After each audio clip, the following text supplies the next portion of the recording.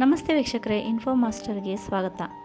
ಉಳುವ ಯೋಗಿಯ ನೋಡಿಲಿ ಭಾಗ 36 ಕನ್ನಡಪ್ರಭದಲ್ಲಿ ಬಿತ್ತರಗೊಂಡಿದೆ. ಪ್ರತಿದಿನ ಒಬ್ಬೊಬ್ಬರು ಪ್ರಗತಿಪರ ರೈತರ ಕುರಿತಾಗಿ ಕೊಡ್ತಾ ಇದ್ದಾರೆ.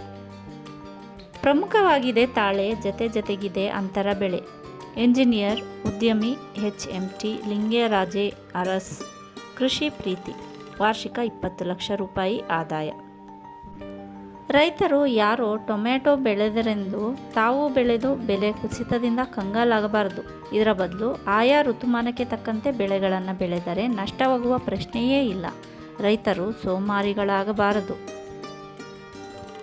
ಇದು ಲಿಂಗರಾಜ ಅರಸ್, ಇವರು ಪ್ರಗತಿಪರ ರೈತರು. ಇವರ ಕುರಿತಾಗಿ ನಾವು ಇವತ್ತು ಇಲ್ಲಿ ಓದಕ್ಕೆ ಹೋಗ್ತಾ ಇರೋದು ಅವರು ಹೇಳಿರುವಂಥ ಮಾತುಗಳು. ಇದು ಇಂಜಿನಿಯರ್ ಕಮ್ ಉದ್ಯಮಿಯ ಕೃಷಿ ಪ್ರೀತಿ. ಬೆಂಗಳೂರಿನ HMT ಕಾರ್ಖಾನೆಯಲ್ಲಿ 2.5 ದಶಕಗಳ ಕಾಲ ಇಂಜಿನಿಯರಿಂಗ್ ಆಗಿ ದುಡಿದು ನಂತರ ಉದ್ಯಮಿಯಾಗಿ ಪರಿವರ್ತನೆಯಾದರೂ ತಾತ ಮುತ್ತಾತರ ಕಾಲದಿಂದಲೂ ಇರುವ ಕೃಷಿಯನ್ನು ಕೈಬಿಡದ HD ಕೋಟೆ ತಾಲೂಕು ಕೊಳಗಾಲದ S ಲಿಂಗರಾಜೆ ಅರಸ್ ಅವರ ಯಶೋಗಾಥೆ. S ಲಿಂಗರಾಜೆ ಅರಸ್ ಎಂದರೆ ಗುರುತು ಸಿಗುವುದು ಕಷ್ಟ. ಆದರೆ HMT ಲಿಂಗರಾಜೆ ಅರಸ್ ಗೋಪಾಲ್ ಎಂದರೆ ಎಲ್ಲರಿಗೂ ಗೊತ್ತು. ಅರಸು ಮಂಡಳಿ, ಸಂಘ, ಅನ್ವೇಷಣಾ ಸೇವಾ ಟ್ರಸ್ಟ್ ಮೊದಲಾದ ಸಂಸ್ಥೆಗಳ ಮೂಲಕ ಸಮಾಜ ಸೇವಾ ಚಟುವಟಿಕೆಗಳಲ್ಲೂ ನಿರತರಾಗಿದ್ದಾರೆ. ಇವರು ಪ್ರಮುಖ ತಾಳೆ ಬೆಳೆಗಾರರಾಗಿದ್ದು ವಾರ್ಷಿಕ 15 ಲಕ್ಷ ರೂಪಾಯಿ ಆದಾಯ ಗಳಿಸುತ್ತಿದ್ದಾರೆ. ಅಂತರ ಬೆಳೆಯಿಂದಲೂ ಸುಮಾರು 5 ಲಕ್ಷ ರೂಪಾಯಿ ಆದಾಯವಿದೆ. ಇವರಿಗೆ ಕೊಳ್ಳಗಾಲದಲ್ಲಿ 18.5 ಎಕರೆ ಜಮೀನಿದೆ. 4 ಕೊಳವೆ ಬಾವಿ ಕೊರೆಸಿದ್ದಾರೆ. ಮೊದಲಿನಿಂದಲೂ ಇವರು ಸಾವಯವ ವಿಧಾನದಲ್ಲಿ ಸಮಗ್ರ ಕೃಷಿ ಪದ್ಧತಿ ಅಳವಡಿಸಿಕೊಂಡು ತೋಟಗಾರಿಕೆ ಬೆಳೆಗಳಾದ ತೆಂಗು, ಕೋಕೋ, ಬೆಣ್ಣೆಹಣ್ಣು, ತರಕಾರಿ, ಮಾವು ಬೆಳೆಯುತ್ತಿದ್ದರು. ಉಪಕಸಬುಗಳಾದ ಹೈನುಗಾರಿಕೆ ಹಾಗೂ ಜೇನು ಕೃಷಿಯಲ್ಲೂ ತೊಡಗಿಸಿಕೊಂಡಿದ್ದರು. ಭತ್ತ, ಕಬ್ಬನ್ನು ಕೂಡ ಬೆಳೆಯುತ್ತಿದ್ದರು. ಆದರೆ ಈಗ ತಾಳೆ ಬೆಳೆಗೆ ಹೆಚ್ಚಿನ ಪ್ರಾಮುಖ್ಯತೆ ನೀಡಿದ್ದಾರೆ. ಸುಮಾರು 11 ಎಕರೆಯಲ್ಲಿ ತಾಳೆ ಬೆಳೆ ಇದೆ. 2 ಎಕರೆಯಲ್ಲಿ ಮಾವು ಇದೆ. ಅಂತರ ಬೆಳೆಯಾಗಿ ಶುಂಠಿ, ರಾಗಿ, ಜೋಳ ಕೂಡ ಬೆಳೆಯುತ್ತಾರೆ. ಈ ಬಾರಿ ಶುಂಠಿಗೆ ಮಾರುಕಟ್ಟೆಯಲ್ಲಿ ದರ ಕುಸಿತವಾಗಿದೆ. ಹೀಗಾಗಿ ಹಿಂದಿನ ವರ್ಷಗಳಷ್ಟು ಆದಾಯ ಸಿಕ್ಕಿಲ್ಲ. ಆದರೆ 90 ಟನ್ ತಾಳೆ ಹಣ್ಣು ಮಾರಾಟದಿಂದ ಸುಮಾರು 15 ಲಕ್ಷ ರೂಪಾಯಿ ಸಿಕ್ಕಿದೆ. ತೋಟಗಾರಿಕೆ ಇಲಾಖೆಯ ನಿರ್ದೇಶಕರ ಮಾರ್ಗದರ್ಶನದಲ್ಲಿ ಹಿರಿಯ ಸಹಾಯಕ ನಿರ್ದೇಶಕರಾದ ನೇತ್ರಾವತಿ ಅವರು ಕೋಕೋ ಗಿಡಗಳನ್ನು ಕೊಟ್ಟು ನಮ್ಮ ಜಮೀನಿನಲ್ಲಿ ನಡೆಸಿದ್ದಾರೆ. 3 ವರ್ಷವಾಗುತ್ತಿದ್ದು ಫಲ ಬಂದ ನಂತರ ಕ್ಯಾಡ್ಬರೀಸ್ ತಯಾರಿಸಲು ಮ್ಯಾಂಡಲಿನ್ ಕಂಪನಿಗೆ ಪೂರೈಸಲಾಗುತ್ತದೆ. 2 ಎಕರೆಯಲ್ಲಿ ಸುಮಾರು 1200 ತೇಗದ ಮರಗಳಿವೆ. 1.5 ಎಕರೆಯಲ್ಲಿ 120 ಮಹಾಗನಿ ಮರಗಳಿವೆ ಎಂದಿದ್ದಾರೆ. ಇವರ ಜಮೀನು ನೋಡಿಕೊಳ್ಳಲು 2 ಕುಟುಂಬಗಳು ಅಲ್ಲಿಯೇ ವಾಸವಾಗಿವೆ. ಇವರ ಬಳಿ ಇರುವ 4 ಹಸುಗಳ ಹಾಲು ಮನೆ ಬಳಕೆಗೆ ಆಗುತ್ತಿದೆ. ಮತ್ತು ಜೇನು ಕೃಷಿ ಆರಂಭಿಸುವ ಉದ್ದೇಶವಿದೆ.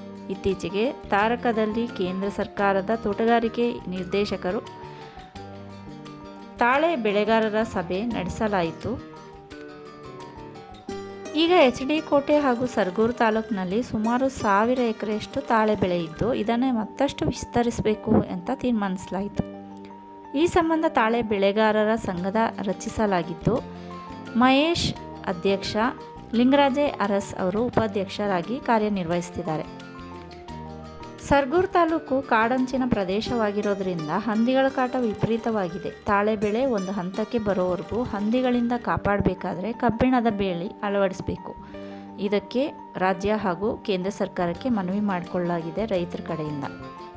ತಾಳೆಯನ್ನು ತಿಂಗಳಿಗೆ 2 ಬಾರಿ ಕಟಾವು ಮಾಡಬಹುದು.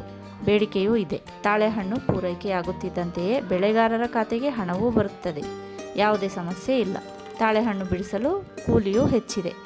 ಇಲ್ಲಿನ ತಾಳೆಹಣ್ಣು ಹೆಚ್ಚಾಗಿ ಪತಂಜಲಿ ಫುಡ್ಸ್ಗೆ ಪೂರೈಕೆಯಾಗುತ್ತದೆ. ಲಿಂಗರಾಜೆ ಅರಸ್ ಅವರನ್ನು 2024ರ ಮೈಸೂರು ರೈತ ದಸರಾದಲ್ಲಿ ಸನ್ಮಾನಿಸಲಾಗಿದೆ.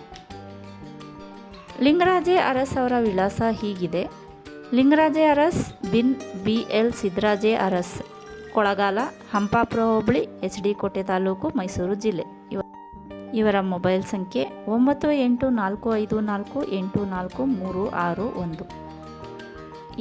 ನಾನು ಇಲ್ಲಿ ಹಾಕ್ತಾ ಇರುವಂಥ ಉಳುವ ಯೋಗಿಯ ನೋಡಲಿ ಶೀರ್ಷಿಕೆಗಳಲ್ಲಿ ಯಾವುದೇ ರೈತರ ಅಡ್ರೆಸ್ ಆಗಲಿ ಫೋನ್ ನಂಬರ್ ಆಗಲಿ ನಾನು ವಿಡಿಯೋನಲ್ಲಿ ಹಾಕಿರ್ತೀನಿ. ದಯವಿಟ್ಟು ವಿಡಿಯೋ ಪಾಸ್ ಮಾಡಿ ಬರೆದಿಟ್ಕೊಳ್ಳಿ.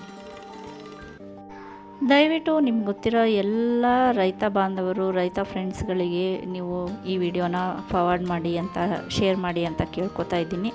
ನಮ್ಮ ದೇಶದ ಬೆನ್ನೆಲುಬು ರೈತರು ಸುಭಿಕ್ಷವಾಗಿದ್ದರೆ ನಾಡು ಕೂಡ, ದೇಶ ಕೂಡ ಸುಭಿಕ್ಷವಾಗಿರುತ್ತೆ. ದಯವಿಟ್ಟು ಎಲ್ಲ ರೈತರಿಗೂ ಈ ವಿಡಿಯೋನ ಶೇರ್ ಮಾಡಿ ಅಂತ ಕೇಳ್ಕೊತೀನಿ. ಮತ್ತೊಬ್ಬರು ರೈತರ ಯಶೋಗಾಥೆಯೊಂದಿಗೆ ಮತ್ತೆ ಮುಂದಿನ ವಿಡಿಯೋದಲ್ಲಿ ಸಿಗ್ತೀನಿ. ಸ್ನೇಹಿತರೆ, ಧನ್ಯವಾದಗಳು.